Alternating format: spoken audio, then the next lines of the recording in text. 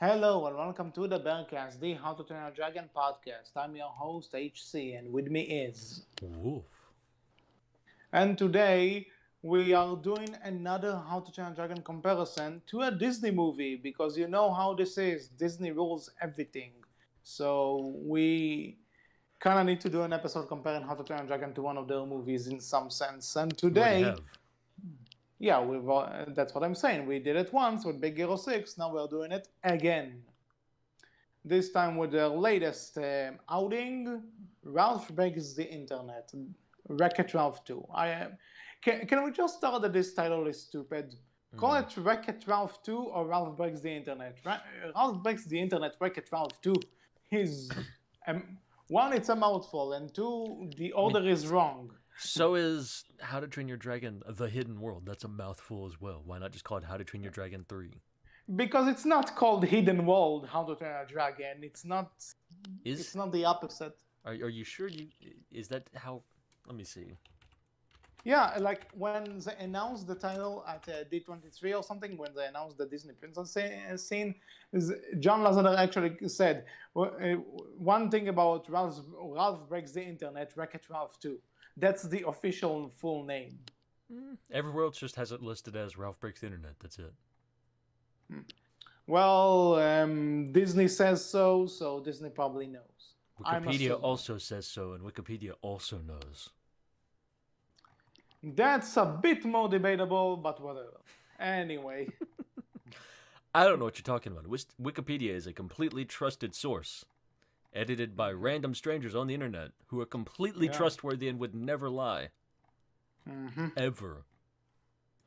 Yeah, sure.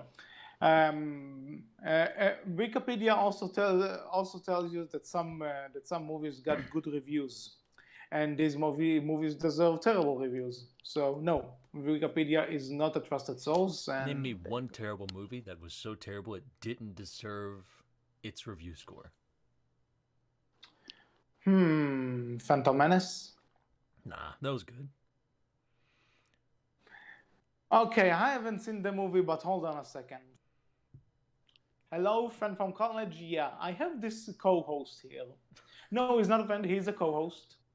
He said Phantom Menace is okay. She's on the way to your house. It was nice knowing you, buddy. Good luck. Sure. But back to topic here. Like, this might be a record. We didn't even say the point of this episode, and we're already sidetracking. You're welcome. And I mean, it's Star Wars fans, so who really cares what they think anyways? They don't know what they want. I am not going to dignify that with a response, and I'm just going to move on. So, Ralph Breaks the Internet, the sequel to 2012's Wreck-It Ralph. Before we start, Wolf, have you seen the original Wreck-It Ralph? What do you think of it? It was all right. That's about. I don't know if I liked it per se, but it was all right. Like it was fun, I guess. There's a few good jokes in there. Well, you are in an okay side, but personally, Wreck-It Ralph is in my top 5 favorite Disney movies. So that's one interesting way to start. And well, I haven't seen the first one, so the first one I might enjoy more, but the second one. I asked you about the first one. Oh, the first one I've not actually seen then. I've seen bits and pieces of it, but I never got around to watch it. Well, so in terms of me, the first one is one, like I said, is in my top 5 favorite Disney movies. And kind of going into Ralph Breaks the Internet, it's good, it's fun. I've seen, people have been comparing this to, other Disney sequels, even though it's kind of a mute point because the Disney direct-to-video sequels, like 100% of the time, had nothing, in terms of production team, had nothing to do with the originals. So the fact that the same director returned and everything, just it's already in a different caliber than those. I mean, you can't compare anything Disney does to their direct-to-DVD or movie sequels.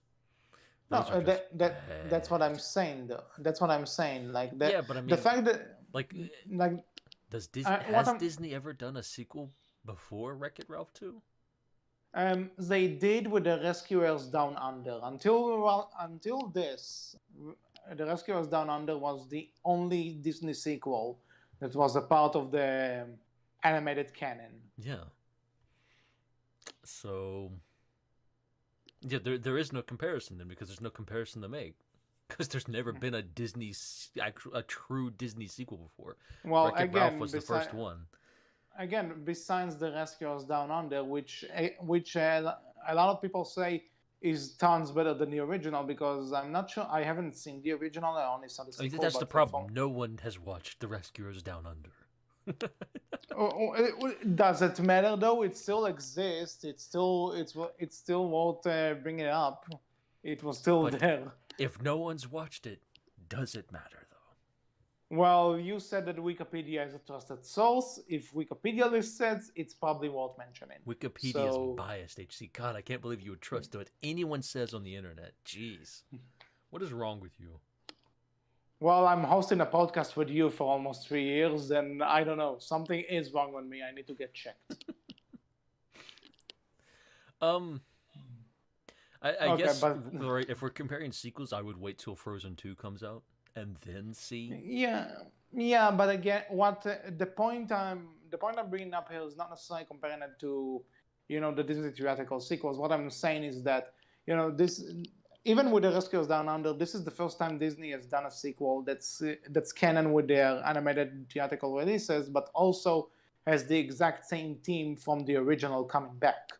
Because even though there's a new director on board, Rich Moore, the director of the original Wreck-It Ralph, still came back to this.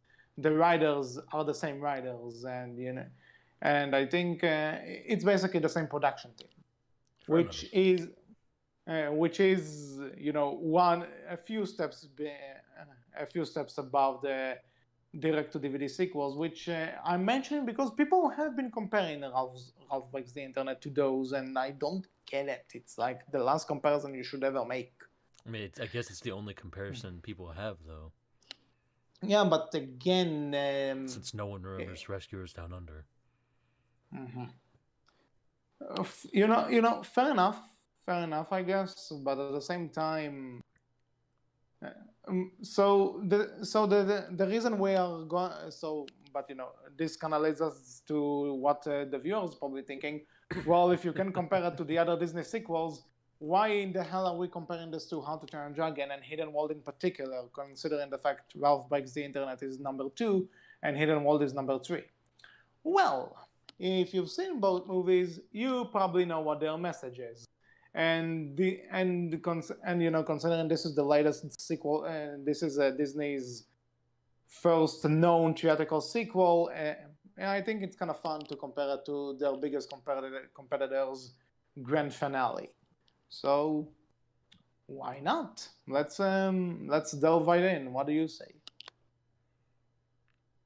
What do I say about what? About the fact that we are going to delve right into this. Yay. I love the enthusiasm. Anyway, so we kind of said our thoughts about Ralph Breaks the Internet, and I guess we both kind of end up thinking it's a cute movie. It's fun. It's good for what it is. As a sequel to the original, it definitely lacks, but it's not a bad sequel by any means. I guess as a standalone movie for me, since I've only seen bits and pieces of the first one, it was fine. It's not something I don't think I have any plans to go back to and watch multiple times, to be honest. There were some good jokes there, and that's one thing I will say. I enjoyed it. It was fun. Mm-hmm.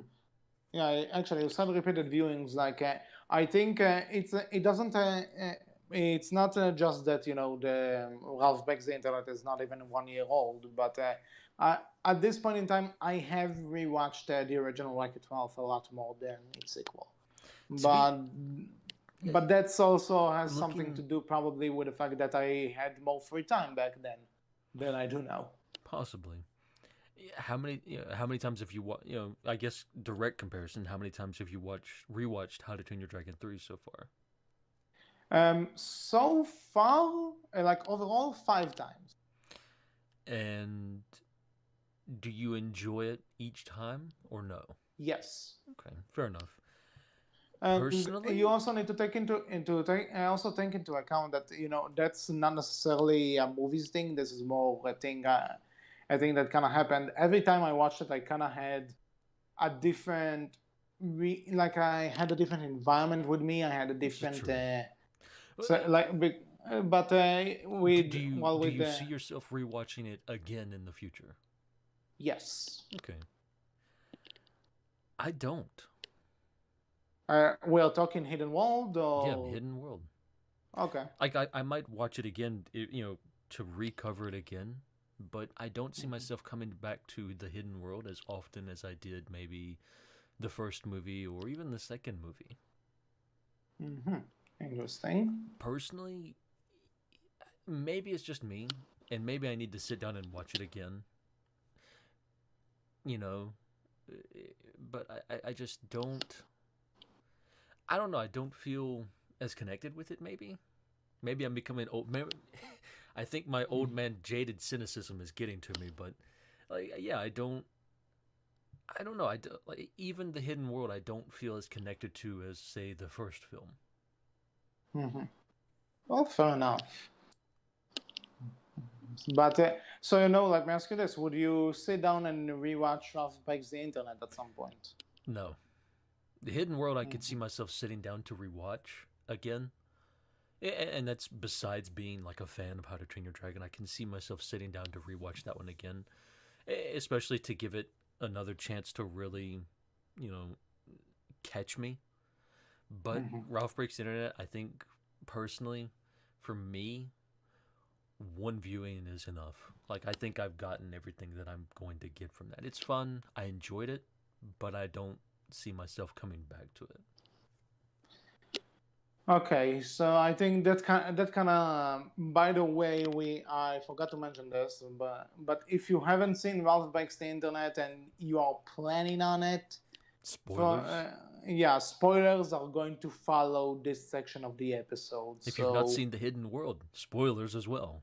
yeah, well, I think people who are watching this probably saw Hidden You World at never this point. know. You never know, HC. You Yeah, but never also it's kind of a safe know. bet by this point. But so with all that said, um, so let's so like unless is there anything else you want to say about your general thoughts about Valve Breaks the Internet before we move on to the comparison? No, I think I've said it all. I think I've said it Mhm. all. Well, I will say this. The cameos in Valve Breaks the Internet, specifically one of them, Oh boy. is a lot better than the original. Which cameo? The Disney princesses. Okay. They were in the first one? Here's the thing. It's not necessarily that they were in the first one. It's something that they brought into the sequel, but there are a few chances you can kind of get a glimpse of like generic girl models in the dresses, which Okay. is supposed to like reference them or something. I'm not sure if this is the intent of it or if it's just looking like it. Okay. All right, fair enough. Yeah, yeah, I enjoyed that reference too. They were fun. Mhm. Uh, Hammy, but fun. And there's also that other cameo, but I'm not going to mention that one. You People who saw the movies know what I'm talking about. People who know me know what I'm talking about. Let's Mm-hmm. move on. Anyways. So like I said, the main reason I want to compare these two movies is because I both of them have not only a similar message. You can argue the exact same message, which is essentially learning how to let go from a friend. Like in Ralph Breaks the Internet's case, it's Ralph letting go of Penelope and letting her live her own dream. In How to Train a Dragon: The Hidden World, it's Hiccup letting go of Toothless, and let him lead his kind peacefully. So let me ask you now that you've seen both movies, which movie do you think pulled off that message better? Hmm. Personally, I would say they're not entirely the same message. Okay. Personally, I get where you're coming from, and I don't think you're wrong inherently, but I would say that I don't think they're inherently the same message because I think they're both trying to cover something from very different perspectives, right? I Mm-hmm. do think How to Train Your Dragon: The Hidden World has a more um, animal bent, right? And then that we shouldn't interfere as much as we do, perhaps, and that we should be Mm-hmm. more understanding of that world Yeah. and what goes on within it, and that we should understand that we can't necessarily tame everything, right? Mm-hmm. So from that perspective, I don't think it's inherently the same, but there is like a general message of being willing and able to let go. That Yeah. friendships do change over time, and they're not L- always the Like same thing. what you're saying is that while the message is similar, the circumstances surrounding it in both movies are different. Yeah, yeah. Yeah, okay, I get that. But at the same time, the overall idea that the watchers of the movies are supposed to take away from this to the I you don't think know one delivered it better though. I think again they both delivered it in their own ways, and I don't think either way is necessarily better than the other. Personally, okay, fair enough, but at the same time, but what do do you you think think? then? Well, I'll tell you this. There are. I hate to be that person, but there are two ways to look at this. One, one, like you said, there is kind of, and there is the. You need to take into consideration the fact that both relationships presented in both movies are different. Like because with Hiccup, it's kind of like it's a it's a boy. It's kind of a boy and his egg story. Like I, Mm-hmm. I, it's the pet that needs its freedom at one point, Mm-hmm. and while with even though Toothless is much more than a pet to Hiccup, but there's this thing that one character talks, the other doesn't. Like it's obvious that Toothless is an animal, not another human being. Mm-hmm. Well, in Wreck-It Ralph 2, it's more two friends. It's more two friends that have their own different points of view about the world, and and and like there are conflicting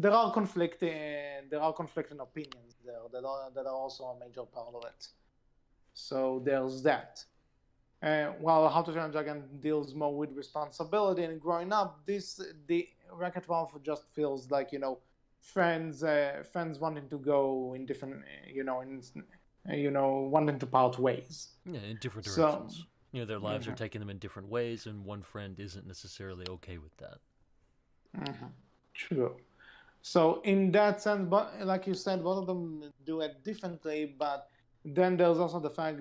So one way to look at this is what way kind of appeals to you more. Like I'm going to say that if you want to look at this objectively, people without pets are probably not gonna get attached to How to Train a Dragon as much as they're going to attach to Wreck-It Ralph, because I think we've all been in the situation that we had these falling out with friends at one point.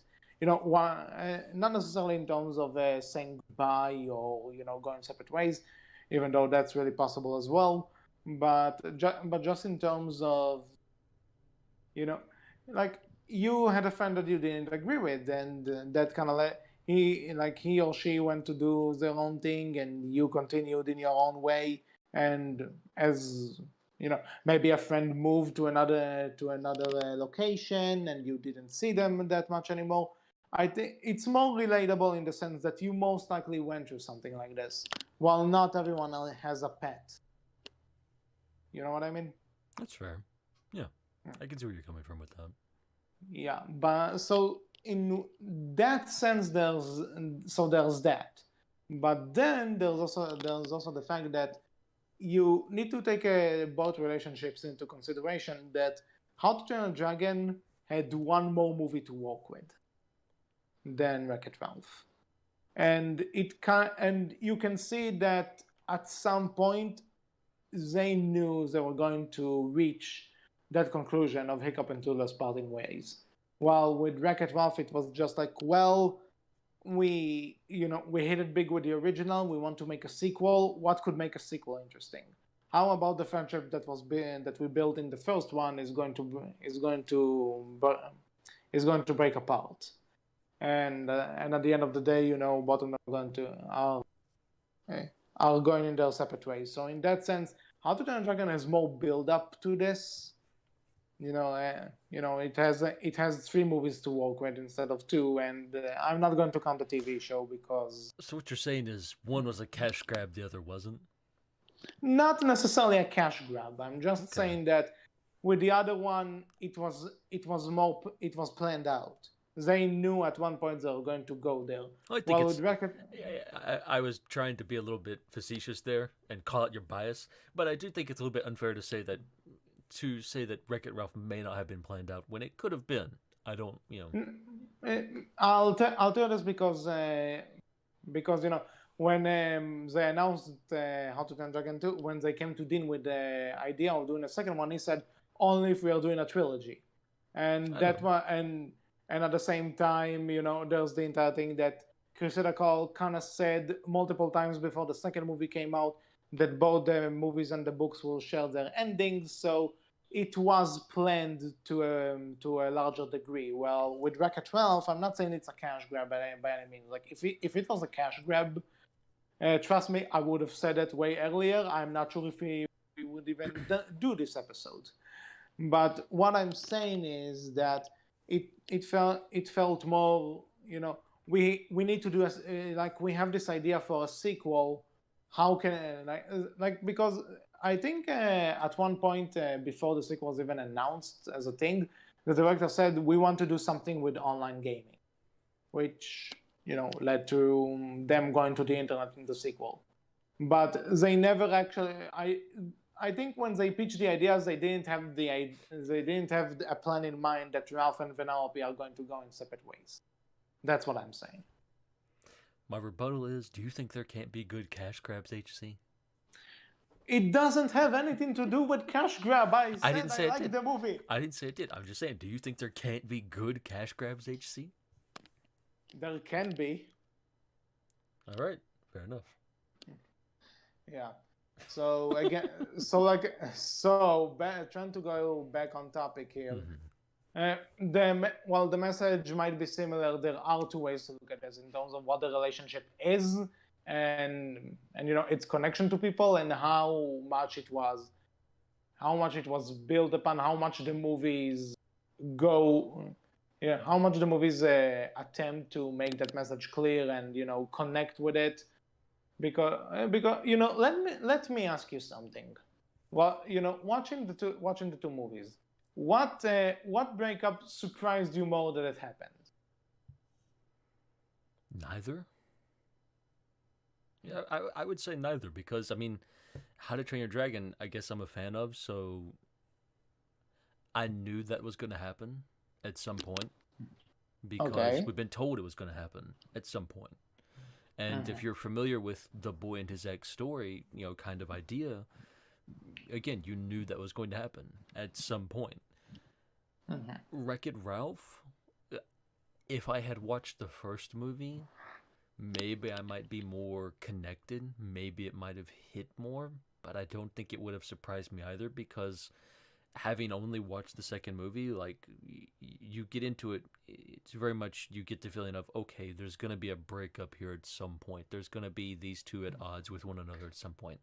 That's what this movie is leaning towards eventually.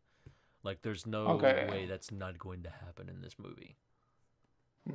So I would say I was surprised by that. But, let me rephrase that. When you went into How to Train Your Dragon, you knew this was going to be the ending, right? Yeah. Okay, so when I told you that we are doing this comparison for this episode, and you went and you started watching the film, did you have an idea that this is going to go in that direction? Like when you pump the movie in? Which one, Wreck-It Ralph? Wreck-It Ralph. Yeah. Well, kind of. again, I had seen bits and pieces before, but I had never Hmm. sat down to completely watch it. But yeah, I kind of had an idea of where and how it was going to go. Okay. Okay, fair enough. Because I'm I'll. probably not a good person to ask this question to, because I was kind of spoiled on the movie before I actually sat down to completely see it or watch it. Mhm. So I may not be the best test case, I guess you would say. Okay, so in terms of my point of view, like we said, we knew Hiccup and Toothless were going to split by the end of the third movie.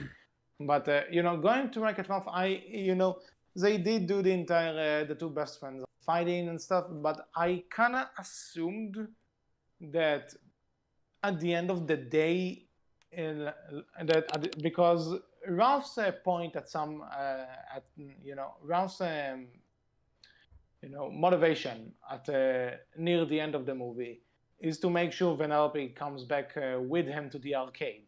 Mm-hmm. So I guess it did kind of surprise me that because there's the two friends are fighting and now they're apart, but they have to work together in order to beat this new threat, which is actually kind of a representation of what Ralph's bad deed was, all that kind of stuff. But then Vanellope has this conversation with Yes. That's the character's name. It's just Yes. Um, that that Yes tells her, you might not be appreciative of what he did to the game you want to be a part of, but at the same time, this guy did everything in his power to save your existing game. He did everything in his power to save your home. He did, and all that kind of stuff. So that kind of made me think, okay, so it's going to be the traditional Disney ending of being happy with who you are and what you have, because the first one was kind of about that. That was kind of what the first one was doing. And then I saw that Ralph is actually letting Vanellope go, and she's going to be a part of this new game. Then I was like, oh, okay. I wasn't seeing that coming, but who knows? Maybe it's because I saw the original. I don't know. So I was caught a bit off guard by that. Not that it necessarily blew my mind like whoa, but I thought they were going in a different direction, and it surprised me there.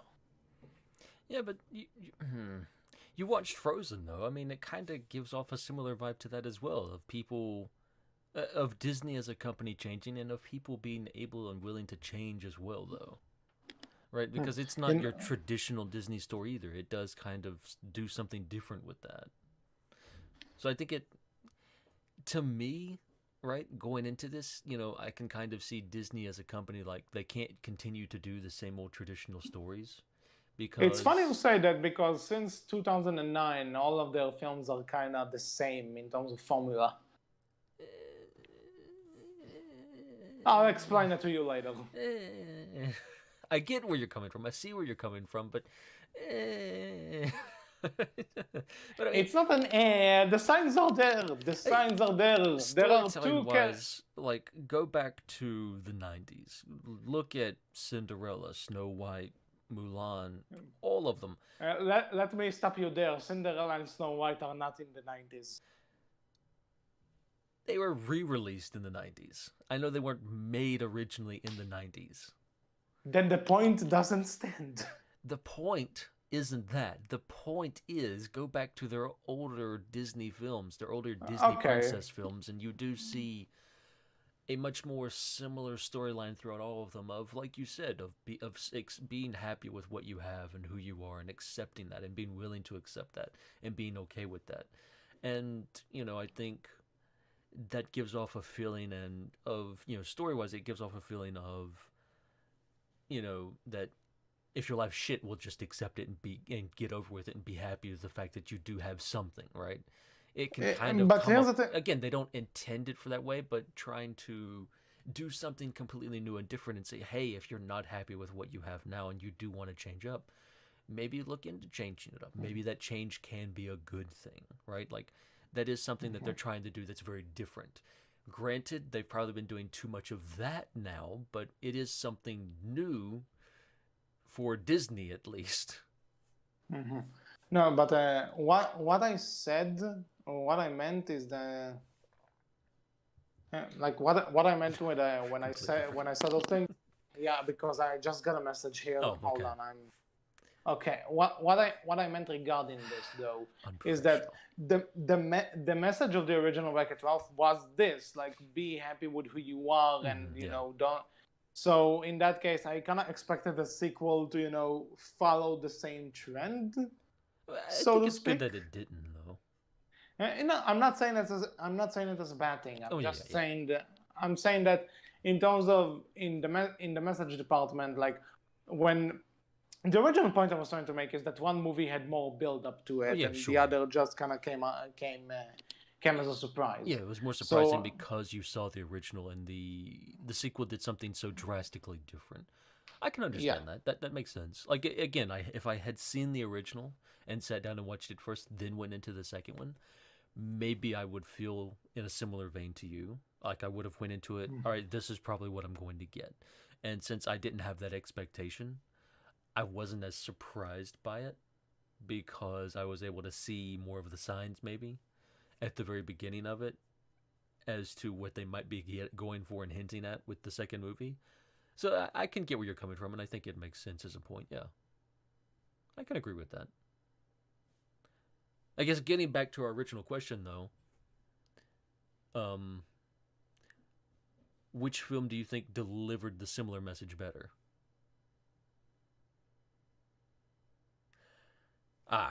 Okay, ladies and gentlemen, it seems Discord has died on me. Maybe HC will be back here in a bit. Okay, HC's okay, back. I hear you. Okay, I hear you now. Do you? Technical difficulties. Discord looks like it's dying on me again. Can you still hear me? Okay. Yeah, I can still hear you. Okay. Hopefully Discord doesn't die again. It seems to be having issues. Yeah, well, it's Discord. Mm-hmm. So how much of my big speech did you hear? You cut off at the very beginning. Fair enough.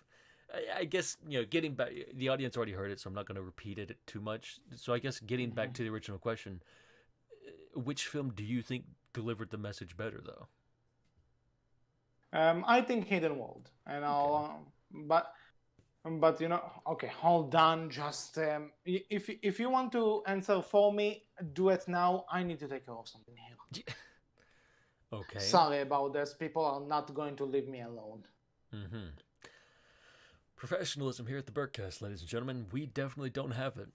Getting back to it, again, I kind of already gave you my answer, right? And my answer was, I don't think either film delivered it better than the other. I think they delivered the message differently, but I don't think either way is better, personally. I think each way pertains to something very different within your life, right? It's very different, letting go of a best friend than it is letting go of a best friend who's a pet. Like, they are somewhat different, I feel, right? And most of the time, I think for most of us, we're not going to be letting, we're going to be owning a dog or a cat, and we're not going to be letting our dog or cat go out into the wild. Mostly because most cats that go out into the wild, not going to make it. Yeah. Most dogs, it's kind of a toss-up for them, too. Probably most of them probably won't make it either because domesticated. But even for most pets in general, like, that you can legally own, as a civilian, like, I'm pretty sure, if you let them go out in the wild, probably not going to make it because domesticated. Well, there is the story of Christian the Lion. I'm not sure if you heard about that. I might have. I don't remember, though. It's about two guys who raised a lion in their backyard, and eventually they let him out into the wild. And a year later, they found out that he's actually the leader of his tribe now. And there was this debate: should they go visit him if he'll remember them? And he did. All right, that's fair. A nice little story, but does that happen every time though? Right? That's one time out of how many people have raised a lion in their backyard. I haven't. Don't intend to. Actually, there might be two. Once my best friend moves out, she'll probably want to raise a lion, and her boyfriend is crazy enough as her to actually do it. Good luck with So, that. When they die, I won't say I told you so, but I'll be standing here with a with a look, huge. with a look of, yeah, I told you so, on my face. But I won't say it, but I'll think it. I mean, I guess, right, like, I do know someone, or like my family, my parents knew someone, right, who raised a bear in his backyard. A bear. Yes, a bear. Okay. I live in the USHC. Specifically, I live in the southern US. It's What? expected. Okay. Oh, it's expected Also, of you you're guys. talking. Okay. No, it's not expected of all of us. It's just that's a thing that sometimes happens. Also, a bear surprises you, but not a lion. Well, like I said, my best friend is crazy. Nothing surprises me anymore when it But, comes but to him. again, those two dudes raise a lion in their backyard, and you're like, oh, well, that's just normal. Everyone raises a lion. But someone I says, didn't oh, say. I know someone who raised a bear. Whoa, whoa, whoa, whoa, whoa, a bear. A bear now. That's just too much. Okay, you know what? It depends on Why the are you bear. making me defend this, by the way? It's a bear. It's really dumb. Raising any kind of animal like that in your backyard is really dumb. But anyways, what is this episode becoming? Your idea. Your idea. It's becoming my idea? Okay. Sure. But anyways, my point was, like, this was a person who did raise a bear in his backyard, technically. But, and there was a point where it got old enough that, yeah, it was also released back into the wild as well. No clue how it did or anything. I assume it did well, but I don't necessarily know 100% of all of that story. But yeah, that was, I guess I can't say it's so uncommon because there are plenty of stories of people doing it and the animal being released back into the wild and it going mostly relatively okay, as far as I'm aware. Like, I guess it's uncommon, but I guess you'd have to ask that person, right? Like, how did they feel? If you're someone who raised an exotic animal legally or illegally, let us know in the comments below. I'm sure that won't come back to bite you in some way, shape, or form. Oh man. Okay. So regarding, so the point is, with The point is what? the point is, what movie do you think delivered that message better? I think I'll stick with. I think they both deliver it in their own ways, and I don't think either way is inherently better than the other. I think they're different enough that you have to look at them differently. Even if the message might be similar, I still think they tackle different enough scenarios, they tackle different enough parts in people's lives potentially, that they can't necessarily be judged together. Like, you can't compare them both and say this one is obviously better. It gets the message across better, because I feel that its message, while similar, is still inherently different from the other. Personally. Okay. So sitting on that fence hard. That's what I'm doing. Okay. So watch out that the fence that fence sharp points won't go right up your head. I'm professional at fence setting, HC. I know how to do my job. If you say so. So anyway, back to so while I see your point, I also have another thing to tell you. You're wrong. We can judge it on similar merits, and I'll tell you why. Let's go over the thing. Okay, whether you look at this as an owner and a pet, or whether you look at it as two best friends, there's one thing that you need to take into account, and that one thing, which is a very important thing, is that both let's call it a group of friends. Let's go with this. Both duos, if you want to get technical. I'll kind of decide, like go on an adventure to find a sort of a place. In How to Train Your Dragon, it's the hidden world. In Wreck-It Ralph, it's the internet. Now, the reasons they're doing this is because one friend wants to help the other find something it's looking for. In Hiccup's case, he wants to help his village and Toothless find the Hidden World and the Light Fury, respectively. In Wreck-It Ralph, don't interject me, I have a point. I'm Ralph, listening intently. I swear. Okay. So, and Ralph takes Vanellope to the internet in order to find the steering wheel for her game. So far, so good. Now comes the entire, splitting up a bit, because Vanellope kind of falls in love with this new game. She wants to be a part of it, and Ralph is like very skeptical of the game, especially of this one character that talks like me for some reason. So basically, and while on that note, Toothless is getting smitten by the Light Fury, which Hiccup starts to untrust. However, and this is where the big difference starts. Ralph is very stubborn, and he doesn't want Vanellope to be a part of the new racing game, Slaughter Race it's called.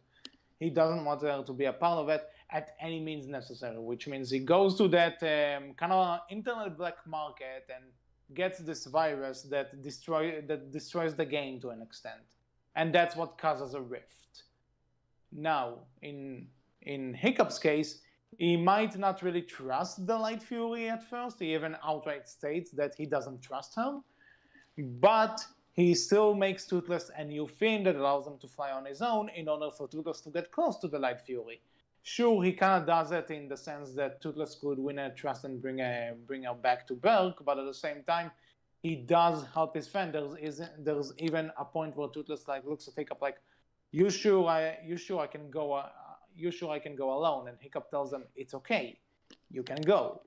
And then when Hiccup looks for Toothless in the Hidden World with Astrid, he finds out that Toothless is actually happy there. Not only does he have the Light Fury, but he also kind of came into his own as the Alpha Dragon, and you see him leading the dragons as a leader. And at that point, he's kind of like, you know what? Like he tells Astrid, we should go. And just because trouble happened, he was intending on going and leaving Toothless there because he saw how happy he was. But he still went to the Hidden World in the first place to bring Toothless back. Yes, but he did that just to see if Toothless is okay, and because he thought Toothless was planning on coming back. But when he saw, wait, Wolf, wait. All right. Wait. All right. Go ahead.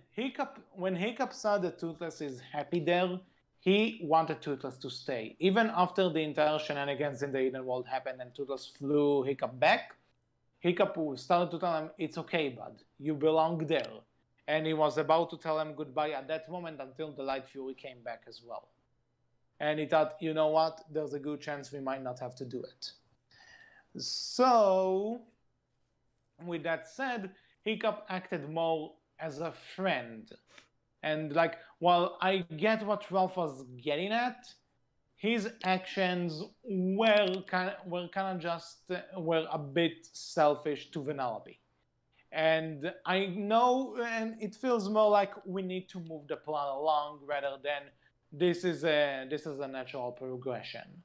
And also, but the one thing I'll give Wreck-It Ralph over Hidden World though is that you can tell that after Toothless brings Hiccup back to New Berk, you can tell that he's kind of upset with Hiccup, and Hiccup also kind of brings it up that he's sorry about everything because he feels like if Hiccup also says if he hadn't got to the Hidden World in the first place, then Grimmel would never have caught them, Toothless and the Light Fury. So that part is very rushed to Hidden World's discredit. But if I have to look at pacing, Wreck-It Ralph has a better pacing in that sense. But in terms of how the characters act, how the characters, how the story flows with those characters and what serves what, I think How to Train a Dragon has the edge here. You done? Can I interrupt now? Yeah, go ahead. I feel like you're slanting the argument in How to Train Your Dragon's favor more because you're saying Ralph isn't acting like a friend, but he kind of is acting like a friend. He's acting exactly how a friend would act if they don't want to lose their best friend. Is he I being a good know, but friend? No, but he is acting like a friend. Hiccup, however, is acting like a pet owner. A pet owner who wants more pets. In so much as he sees a chance for Toothless to have kids, he wants more Night Furies, so obviously, hey, good for me. When he realizes that possibly entails him no longer having any pet, then that makes him upset, and he goes to get his pet back because he wants his pet. but that's not the point, though. The reason he's going to try and get Toothless back is because he feels he can't do anything without Toothless. When Rafnat gets kidnapped, he says, "Me and Toothless are going to take care of this." But Toothless is not there. He's also going because he's worried. You see that he constantly thinks, "What if Grimmel cut Toothless? What if Toothless is still broke? What if?" He wants to know his friend is okay. That's another thing. So I don't agree with you on this at all, personally. How is that any different from Ralph, though? Because you know, again, this is where I bring up that Ralph is not necessarily malicious in any way, but you should kind of know that if you're going to infect a game with a virus, and Ralph is fully aware that he's dealing with a virus, he gets a specific he knows one-to-one what's going to happen to that game if he releases this thing.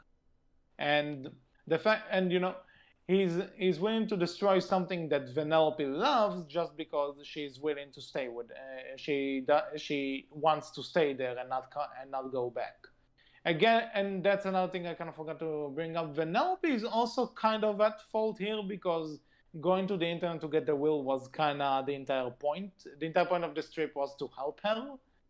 And so her wanting to go into just wanting to stay there is also kind of I don't know. It's but there's just this thing that I feel like in Ralph's case, even though it's not the worst way to have done it, and I've seen films pull it off way worse than this. But again, it just feels like the characters kind of serve the story instead of the story serving the characters. And I That's just a and slightly and weird the, argument to make, but but the main thing I see here is that also in Wreck-It Ralph there's kind of the thing that what Ralph is doing is clarified as wrong, and it is wrong. And while to some extent you can, like we talked about this in the last episode, you can see what Hiccup's doing as wrong, and I won't argue that by any means. But he has good intentions by doing this because he wants peace between, he wants to create this utopia, which is not really possible. Again, it's very like I said, it's not the best way to do it, but there is no malicious intent on Hiccup's part, and with Ralph there is some kind of I need to cause some harm in order to get what I want.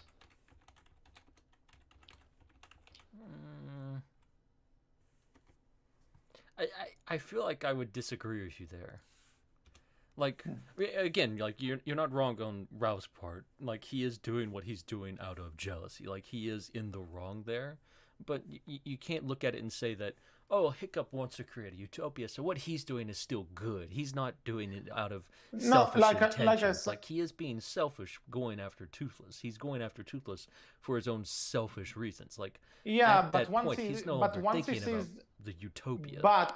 But once he sees Toothless in the Eden World, he wants to quit. He tells Astrid, "We should go." At that point, you see on his face, the dream dies. The utopia is to let the dragons be in the hidden world. He realizes this at this point, and he kind of pulls the plug on it. And again, when Toothless flies them back, he also he's also ready to let him go. But he's not, though. Yeah, he's not, because for a second the Light Fury comes back and he says, we may not have to say goodbye after all. But after the entire thing with Grimmel happens, he realizes Toothless is better off with Delight Fury in the hidden world But you rather could than say with that's him. bad because his friend almost had to die before he realized, okay, maybe I should let you go. And Vanellope almost didn't die herself. I'm not saying she didn't. I'm just saying, like, you can't say Hiccup's the saint here when he's clearly not. Like, you Like can't say I said, Hiccup's better than Ralph, what I mean. okay, here's the thing. I said both of them had their flaws here. What I'm saying is that I can forgive Hiccup more easily than I do Ralph. I think. Question. Okay. Do you forgive Hiccup more easily because Toothless has less control of the situation because he is an animal? Like, Vanellope, like, she's at fault in her own way as well, to a degree, right? Because she wouldn't talk to Ralph face to face in the first place. Like, that's her fault in that situation, right? I would Okay. say.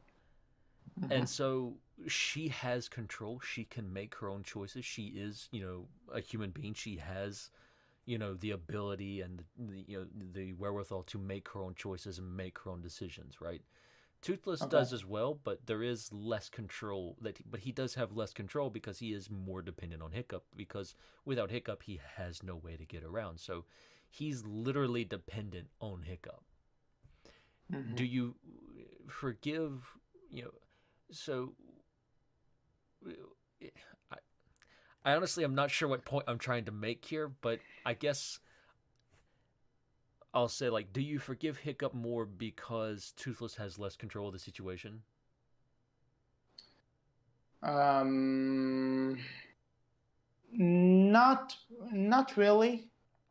Like because at this the basic point here is that what both Hiccup and Ralph are going through and are eventually accepting is that their best friend, who they've been with for, ironically enough, in both movies the relationship lasts for 6 years. So what are the odds? I actually didn't think about that. But what both of them are going through is that their best friend is having the time. Their best friends are having the time of their life somewhere else, away from them, and it comes down to how they're going to accept this. Well, and yeah, Hiccup is not quick to accept it as well. Again, I'm not saying he's entirely a saint here. But again, when he sees Ralph is having a good time, Ralph. Oh, what? That's a plot twist here. Wreck-It Your Dragon coming soon to theaters. But How do? No, let's not make that joke. if you're saying this, but How to Wreck Your Alpha. There you go. I was gonna say How to Wreck Your Dragon. I know, but take that any way you want, internet. Yeah. So again, but when Hiccup sees that Toothless is happy, even though it's without him, even though he knows he has to give his best friend, he's willing to do this once he sees it's the better option. Ralph did cause Vanellope harm, and again, what you said regarding Grimmel and Toothless almost dying, you could make the argument that if that Rumble Home didn't notice Hiccup and Astrid there, they could have just taken Stonefly and fly back to New Berk, and then Grimmel would not have found Toothless. But you have to ask the question, right? And I guess this is where kind of like we get into major speculation and does it even matter? And are we looking way too much into something that really isn't worth it? That's the show, though. Get over it. But like you have to ask the question, right? Like, if they went back, would Hiccup have actually accepted it? Would he have been okay with it, right? Like, you have to ask the question, like, if they had gone back and they hadn't got caught and Toothless hadn't have been with them, regardless of what would have happened with Grimmel and the warlords, right? Like, regardless of what would have happened, they're ignoring that bit. ignoring Yeah. the perilous danger that might have befallen Roughnut, or et cetera, et cetera, et cetera. If they would have, went back, would Hiccup actually have accepted it? Or would he have gone back again eventually? Matter of fact, he did go back again eventually, but again, not the point. Well, Again, different thing, yeah. I know. The way I see it, considering how he looks at Toothless, considering the realization he has, also when Toothless flies them back to Newberg, I think it would actually just be an abridged version of the ending, like maybe he will come back later. The only different outcome I see is that maybe Toothless wouldn't have taken the other dragons with him to the Eden. Fair. Maybe. Fair. Another question you have to look and think about, though, is, you say that Hiccup saw that, after Toothless was almost killed and everything that Grimmel did, he saw that, okay, this is the best option. Is it, though? Like, does he see it as the best option, or does he see it as his only option? Because, again, they make a big point of, well, people are always going to be like this, and we'll just run into other people who are just like Grimmel, or even worse than Grimmel. Okay, so you know what? Let me rephrase that. It's not necessarily best option. Who knows? But I think that this option is for the best eventually. It's the best for both of them. My point, though, is if Hiccup doesn't see it as his best option and instead sees it as his only option, does he truly accept it then, or is he just saying, well, this is what I have to do, so I'll do it, whether I want to or not, whether I accept it or not? He's doing a good thing, but is he still not technically, like, even if he's doing a good thing, like, that doesn't necessarily mean he accepts it, and that doesn't necessarily mean he's doing it with the best of intentions, right? Like, he's still doing a good... But you can say the same thing for Ralph. Yeah, he lets sure. Vanellope go to that game eventually, but at the same time, you can say, is it because he fully accepted it, or because he knows he can't stop her? This is true. Have you guys been seriously going on for 2 fucking hours about Wreck-It Ralph versus How to Train Your Dragon? High Rush. It's not. Yeah, one High Rush, and second of all, it's not been 2 hours yet. No, we've only been going for almost an hour, not 2. Almost an hour. Okay. Hey, we have deep discussions here, man. With all due respect. I clearly see what my role is. It's the guy who always misses, comes in late, and ruins the episode. Well, you're here. Have you seen Ralph Breaks the Internet Rush? I haven't. I've only seen the first one. Mm-hmm. You're lucky. Well, one way to look at it. I've seen the CinemaSins of the second one. It looked fun. It was fun. Yeah, no, the second one is good. Not as good as the first, but fun enough. Decent sequel. So basically, if Wolf, what were we talking about again? Like I said, ruin the episode. I admit, like we were talking about which a one lot is of more in the things wrong or in the right regarding this. But so honestly, we were going way off topic on something that probably looking way too deep into, as usual for the Berkcast. But you guys did seem pretty deep into something, and I didn't see it on the script, so I couldn't really follow through there. I'll tell you this: we're still in the second one. We're still debating about the message. Oh my god! Well, I am going to get on my computer instead of holding my phone like an idiot. So I'll be back on to join again in like 10 minutes. Okay. Hopefully we'll be done. See ya then. Not even through the second line, and you guys are on this still an hour. There we go. So it is gonna be okay. So you know what? I'll give Rush the benefit of the doubt. You go get on your computer. Good luck. We'll see you there soon. All right. Oh boy. Okay, so now again, where were we? Because I lost I lost the direction completely. I mean, honestly, I think we've kind of already answered the second one, right? And what we've been on is just a side tangent of nonsense, of looking way too deep into things. So that's been all for the Berkcast, so we can finish it off before Rush gets here. No. I'm going. But let's try, just let's conclude this. Let's try and conclude this in like kind of trying to summarize everything that went on here for in like one sentence. Let me ask you this in a simpler way. Who do you think is more in the right or in the wrong between Ralph and Hiccup? Rough and Hiccup. I said Ralph. Oh, it sounded like you said rough. No, we all know that Ralph is the best out of all of them. This is true. She does nothing wrong, other than be amazing. Between the two of them, who do I think is more in the wrong? More in the wrong or more in the right, whatever. Neither. Okay. So you don't have a preference. The way it's not that I don't have a preference. I think they both, equally do bad things, and they both equally make up for it in their own way. Mm-hmm. Okay. So you know what? Let me ask you another. In Wreck-It Ralph's case, right? Like, Vanellope is also not doing a good thing by her best friend. Toothless is probably the only one who's not doing a bad thing.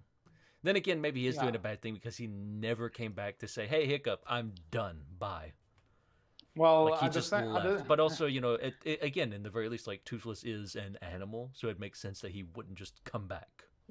You know what? To stretch this for just a tiny bit more, like I said with Vanellope, though, there's a thing that they went on this entire quest in order to help her find something that will fix her game. Mm-hmm. So her kind of like, oh, I found this new game, and bailing is kind of like eyebrow raising, I guess you could say, because it is like, wait a minute, so why did you bother?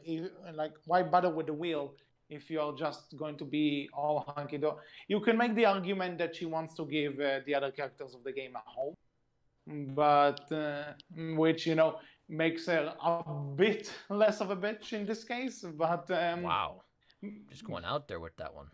Yeah. Well, you didn't have to be that mean about it. No, I mean, you didn't have to be that mean about it. Just said, okay. Jeez. But but here's the thing. And I know this is kind of what they're doing with it, but when you have a full-blown Disney Princess musical song about how much you want to be in this game, it can't really represent you in a good place when it comes down to your friend who is kicking his butt of making these YouTube videos. It's not called YouTube, but whatever, it's YouTube, to help you get your home back. It's not YouTube, though. YouTube exists in that world. This is BuzzTube, something completely different. Because they even mentioned YouTube in that world. So YouTube exists as a separate thing, which annoys me, by the way. They got Google and all this other stuff, but they didn't bother with YouTube. What's your deal, Disney? Have a problem with YouTube? I understand it, but it's just annoying. Yeah. Anyways. This episode is not going to get monetized, but we don't monetize them anyways. Yeah, fair point. Yes, but we deserve it. So like I said, Vanellope is kind of in the wrong here, even though the movie tries to present her as not being in the wrong, which I don't necessarily agree with. But again, like Ralph, I get her point. Just that. And Ralph does end up being the bigger quote unquote jerk in this situation, while with Toothless, I would you had a point there on why he never actually came back to say proper bye to Hiccup, but that again, Toothless is an animal. If he came back, that's him not being an animal. Yeah, but not only that. There's also something that people have been ignoring, is that for all we know, there hasn't been that much of a time skip between Toothless leaving and Hiccup going to the hidden world. For all we know, this could have been a few days. And honestly, if I ever see Toothless coming back, it will probably take a bit more than a few days for him to actually come back and tell Hiccup, you know what, I need to go back, bye. Rush, what are your thoughts? Whatever you just said, I disagree with, and whatever Wolf said, I agreed with. Thank you. Yay! Fun for me! Why are you here? Why did I not do the chance? Wolf, end the episode. You never gave me the chance. I just came in saying YOLO, boys. Well, I mean, now's a great time to ask Rush. Which film would you say is better as a sequel? Ralph Breaks the Internet or How to Train Your Dragon: The Hidden World? Clearly How to Train Your Dragon: The Hidden World. I'd agree. Yeah, kind of. Well, honestly, to give Ralph some credit here, it doesn't feel as much of a it doesn't feel like much of a retrend of the original as other sequels feel. If you get down to the formula, yeah, there are kind of returns, but at the same time, like I said earlier in this episode, Disney kind of had the same formula since 2009, almost 10 years now. So it's not necessarily a sequel and a prequel, it's just the company by that point. While with How to Train a Dragon, though, there is this feel that the story keeps evolving and the characters keep learning new stuff, while also maintaining what they learned in the previous films. So I just see more. What's the word I see more merit to How to Train a Dragon. Like if I see the first one, I would want to go back to the second one. I want to go back to the third one. And with Wreck-It Ralph, I can return to the first one any day. I'll need to be probably in a specific mood to go back to the second one. Might be a little bit unfair though to compare a trilogy to a duology. Is that the word for it? I think it is. Yeah, duology. Yes. But you know something, Rush? Wolf and I did talk about this at the beginning of the episode. Like, would you say how many times have you seen Hidden World at this point? You're really gonna call me out like this, huh? No, because I actually did just get the DVD last week. Okay. And I haven't rewatched it yet. Mm-hmm. But the thing, are you planning on watching it more times? Though we just had this discussion at the beginning. Absolutely. Mm-hmm. You see, you already gave a better answer than Wolf on this, so you're already the better caster, even though you're late. I'm always the better one. Debatable. Well, Keep telling yourself that. I can guarantee you one thing: the best host is absolutely not me. But that's another debate for different. Moving on, we can talk about this as sequels, but this is probably more for Wolf because he hasn't seen the original Wreck-It Ralph so much. What do you think? And we kind of did have an episode about the How to Train a Dragon side of things, but what do you think about Ralph Breaks the Internet as a standalone? I think it was. I said before I thought it was good. Like comparing it to The Hidden World as a standalone as well.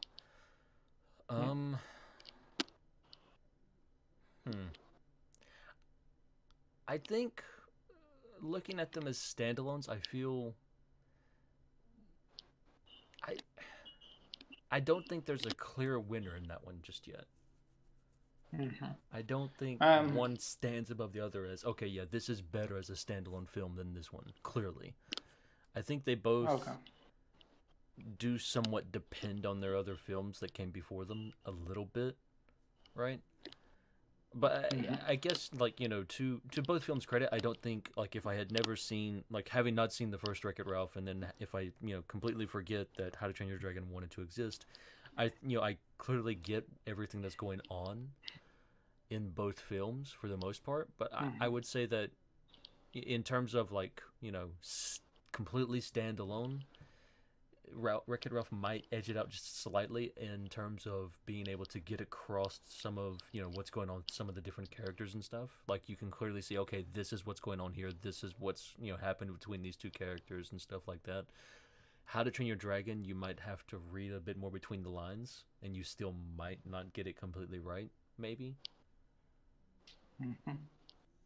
Well, okay. I'll actually give Ralph the slight edge here, just because I think, uh, like you said, it's probably not fair to compare a trilogy to a duology, but I think if we are going to compare these two entries specifically, then a third film probably needs, even though we said that yeah, Hidden Books can work fine on it as a standalone. I think you can literally watch Ralph Breaks the Internet without any knowledge of the prequel, and you'll get along fine. While with Hidden World, you'll need to fill in some holes by yourself. Again, that's what I think. Wreck-It Ralph 3, Ralph makes a console. Or Wreck-It Ralph 3, Yeah. Ralph becomes a real boy. You know something? Ralph breaks the real world. Yeah, there you go. You know something? I'm not kidding here. I mean, if you break the internet, you've kind of already done that. Yeah.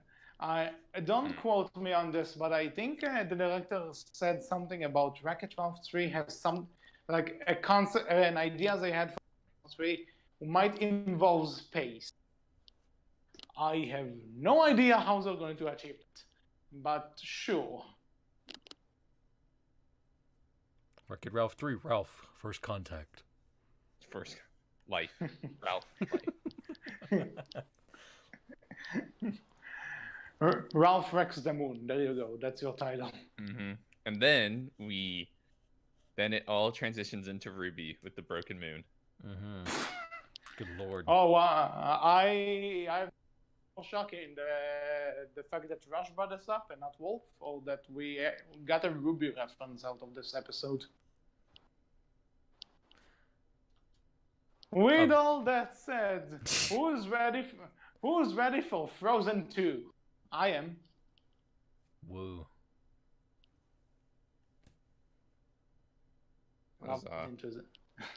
Love the enthusiasm here. I can totally see you guys jumping me when I'm going to do the outcast for this thing. Not really, but yeah. So we've been through all of this. Anything else to add on the Hidden World versus Ralph Breaks the Internet debate? Not really. They're both fun movies that I think go about what they go about in similar but very different ways, and I think you should very much take them differently and not compare them the way we've done here. Mm-hmm. Well, because they lead you down nonsense tangents. Yeah, but isn't this part of the fun?